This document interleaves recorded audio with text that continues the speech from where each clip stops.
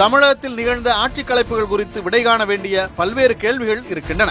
கருணாநிதி தலைமையிலான திமுக ஆட்சி 2 முறையும், அதிமுக ஆட்சிகள் 2 முறையும் மத்திய அரசால் கலைக்கப்பட்டிருக்கின்றன. தமிழகத்தில் முதன்முறையாக 1976ஆம் ஆண்டு கருணாநிதி தலைமையிலான திமுக ஆட்சி கலைக்கப்பட்டது.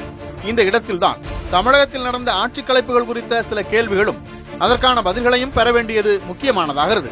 உண்மையில் முதல்வர் கருணாநிதி மீதான ஊழல் குற்றச்சாட்டுகளுக்காகத்தான் திமுக ஆட்சி கலைக்கப்பட்டதா?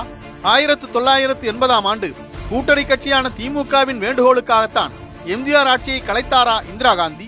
சட்டமன்றத்தில் நடைபெற்ற கலவரத்திற்காகத்தான் ஜானகி எம்ஜிஆரின் ஆட்சி கலைக்கப்பட்டதா? 1991ஆம் ஆண்டு திமுக ஆட்சி கலைக்கப்பட்டதற்கு காரணம் விடுதலை புலிகளா அல்லது அதிமுக காங்கிரஸ் கூட்டணியா?